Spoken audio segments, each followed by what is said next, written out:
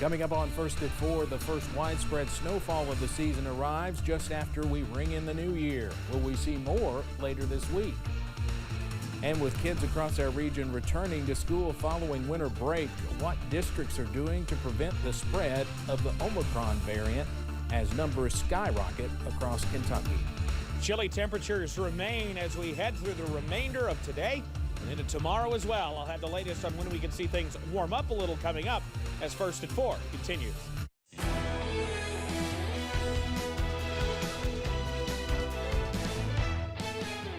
Mountain News First at 4 continues.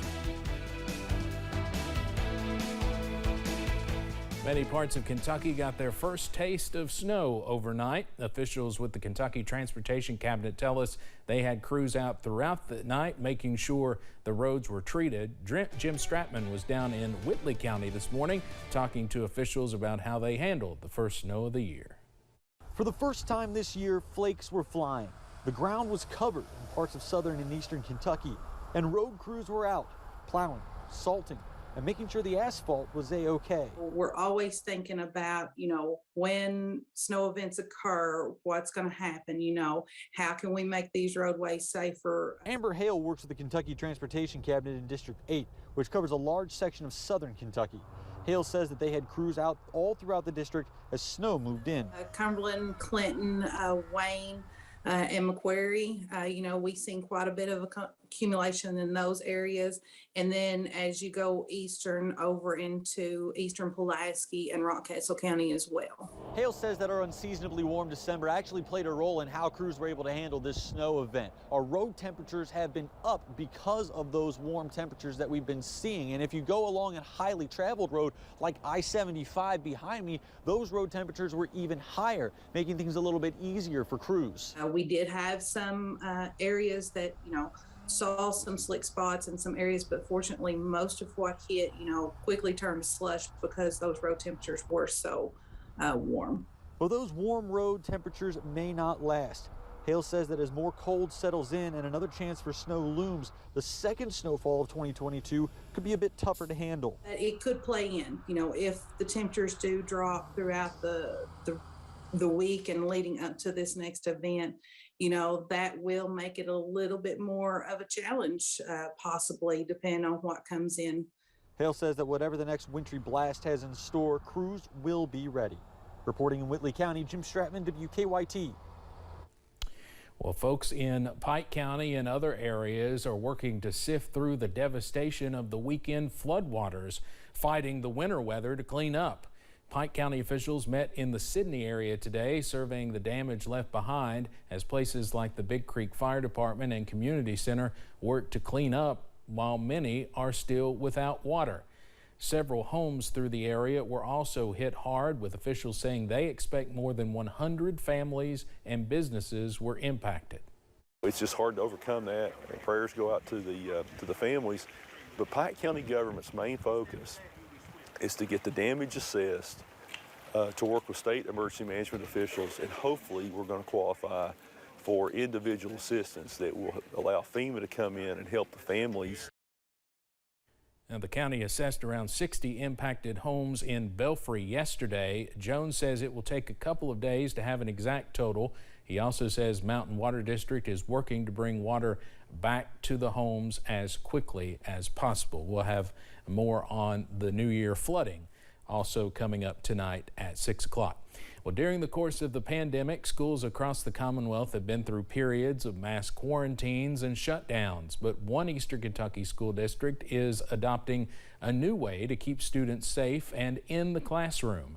The Johnson County School District has adopted the test to stay option for students, which means that if a student is exposed to COVID, they can be tested, and if they test negative, they can remain in school instead of being quarantined.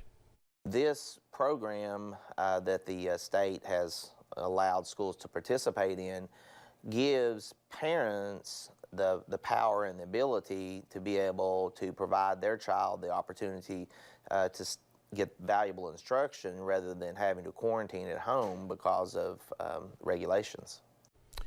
Several other school districts across the region are doing this as well. Johnson County Schools Assistant Superintendent Noel Crum adds that he's happy that education is being seen as non-negotiable when it comes to having face-to-face instruction. We'll have more on Johnson County Schools adopting the test to stay option tonight at 6 o'clock. A CBS News poll for this week's anniversary of the assault on the Capitol finds most Americans think something like it will happen again.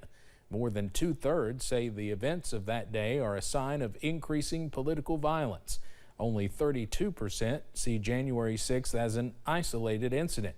CBS's Chris Van Cleve has more from Capitol Hill. People have got to understand the danger of President Trump and the danger that he posed on that day. Congresswoman Liz Cheney, the Republican vice chair of the House Select Committee investigating the January 6th attack on Face the Nation Sunday. The committee has firsthand testimony that President Trump was sitting in the dining room next to the Oval Office watching on television as the Capitol was assaulted, as the violence occurred. We know that that is clearly a supreme dereliction of duty. Mississippi Democrat Benny Thompson chairs the January 6th committee and says there's evidence members of Congress interacted with some rioters.